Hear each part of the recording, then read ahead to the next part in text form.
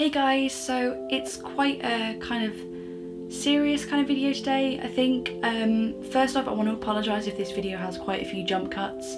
I want to make sure what I'm saying is right, so I've written out kind of set script, so I need to keep referring back to it, so I apologise for all the jump cuts. So for those of you who don't know, I was diagnosed with Asperger's early last year. And I want to start off this video by saying that I'm going to talk about my experience in this video, but I just want to make it clear that everybody who has Asperger's or autism in general is very different, and my experiences might be the complete opposite of other people, so please don't take this as a like, okay, this is how Livy needs to be dealt with. Not dealt with, that sounds awful. So I don't want people to take this as, okay, this is how Livy deals with things, and this is how Livy wants to be treated, so this is how I'm going to treat other autistic people, because please don't do that. Some things obviously might be the same, but I just want to make it clear that this is my personal experiences.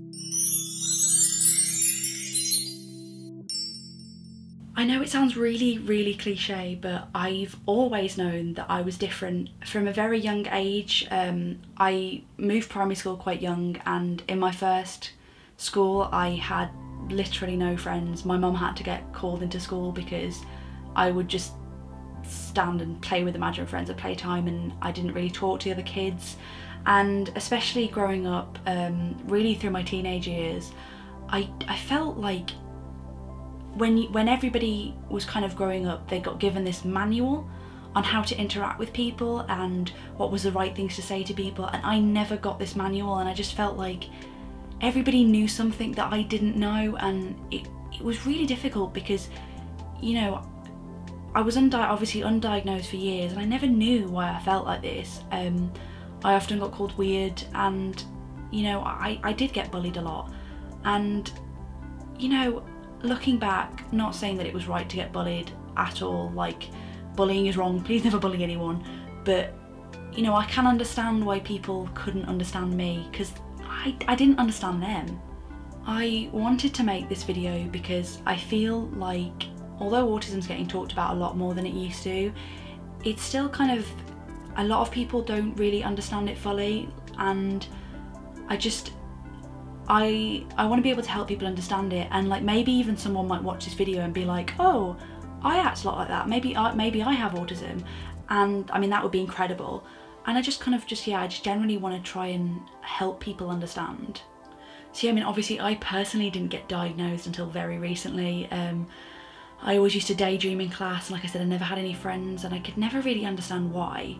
So personally, I experienced 4 difficulties in terms of autism, and bear with me because I want to get the phrasing right, so I'm going to have to look at my laptop when I say them, but that is social communication, social interaction, flexibility of thought, and unusual sensory experience, and I'm going to go over these one by one. So social interaction, social communication, I'm kind of going to put together as one. They are different things, but in the same sense they are very similar as well. So communication is how I interact with other people and how I talk to other people, and then interaction is how I kind of deal with other people talking to me.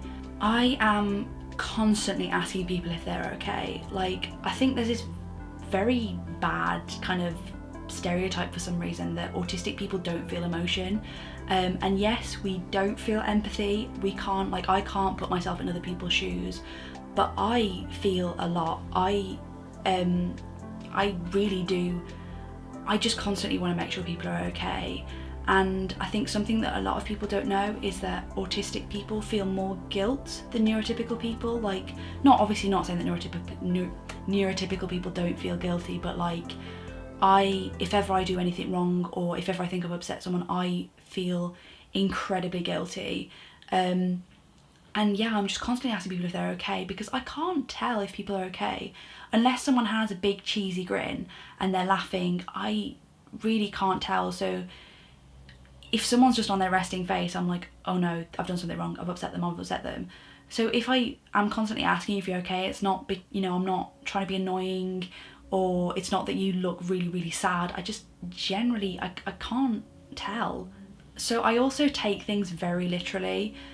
I do struggle with sarcasm sometimes. Now, obviously, although I can't naturally understand social cues and I can't just process them instantly, I have over the years kind of learn how to process them. And sometimes, you know, if someone's being sarcastic, a neurotypical person, it, like, they don't need to think about it. It's just like, oh yeah, they're being sarcastic, and you just kind of, that happens naturally. But for me, I have to kind of like think, oh okay, this person is being sarcastic. But I do take, especially things with time, I take literally. So if you tell me you're going to be 5 minutes, I will be waiting 5 minutes later, and I think you're ready. Like, when we used to go on holiday when I was little, if my mom was like, we'll leave at 12, I would literally just sit on the stairs by the door with my bags at 12, even if we were like nowhere near ready, and I would just sit and wait until we're ready to go. I very much struggle forming new relationships with people. So if someone comes up to me and starts talking to me, I am absolutely fine.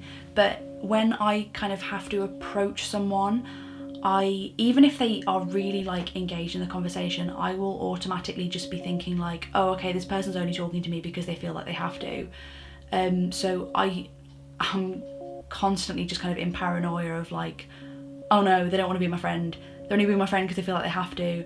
And yeah, once I'm friends with someone, I'm fine. Like, I can sometimes get the occasional thing in my head that's like, does this person want to talk to me? But especially when talking to new people, I'm like so scared. So, flexibility of thought. This is a really big one for me. So if you give me solid instructions on how to do something, I am fine. I am in my element. Like, it sounds really sad, but I love following instructions. Like, Lego is my absolute dream because I can just like sit and follow instructions and then I can make something. I love making stuff, even just really stupid stuff. Like, I love like building a cabinet because I just love following instructions. But if you tell me to follow a task and don't give me instructions, I am absolutely terrified. Like, if it's something that's kind of like routine, like in terms of like going to work and doing a job, I will eventually get used to it. But without instructions, I can be 10 years down the line and I'm still like, I don't know if I'm doing this right or not. So that is scary. I also need a really solid schedule in my life. So I have like a set bedtime routine. I have a set things that I do when I wake up. I am that annoying person on holiday that turns up with like an hour, 2 hour plan. And I know I'm being really annoying, but I have to have a plan. And when things don't go to plan, that's when I have the typical like autistic meltdown. I also have shutdowns as well, so I think shutdowns kind of aren't talked about as much as meltdowns. So obviously if you think of a meltdown, you literally think of someone crying on the floor. I do have meltdowns. I'll have times when I just can't cope and I'll just cry and I can't deal with it. But then shutdowns are a little bit different. So what a shutdown is I will become non-verbal. I just stop talking, and it's not because I don't want to talk. Like, I literally can't talk. I don't know why this happens, and it is difficult. I think the shutdowns are more difficult to deal with than meltdowns, because, you know, with a meltdown you can just cry it out and then you're kind of all right afterwards. But shutdowns are really difficult because I think as well, shutdowns put more of a strain on people around me, because I think they're more difficult to cope with for the people around me. I don't have them too often, but they happen often enough that they're a problem. But yeah, so that's the difference between shutdowns and meltdowns. That was a bit of a tangent, but an important point, I think. Editor Livy here. I just realised that I somehow completely forgot to talk about unusual sensory experience when I was filming. Not sure how that happened, but please bear with me, as I still think it's important to talk about. So, sensory experience is what a lot of people think about when they think of autism. This means that people can be over or undersensitive to any of the senses. For me personally, the big ones are temperature, sound, and taste. For sound, it's pretty self-explanatory. When things are too loud, I will get stressed out, as well as if I can hear a repetitive sound, like a tap dripping or someone tapping their foot. As for taste, I'm very much your typical fussy eater. So when I have to make loads of adjustments to my meal when I go out, it's not because I want to make life difficult for the kitchen, it's because I can't cope with specific tastes and textures, and if I eat them, I will throw up.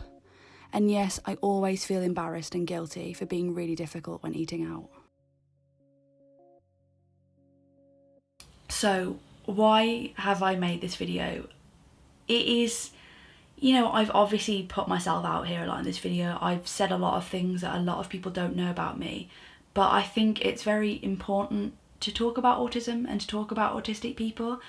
I think there's this weird, for some reason at the moment, there's this weird thing where people either treat us like fine china that's going to break at any minute and they kind of tiptoe around us, or we're told that we're being silly and that we just need to grow up.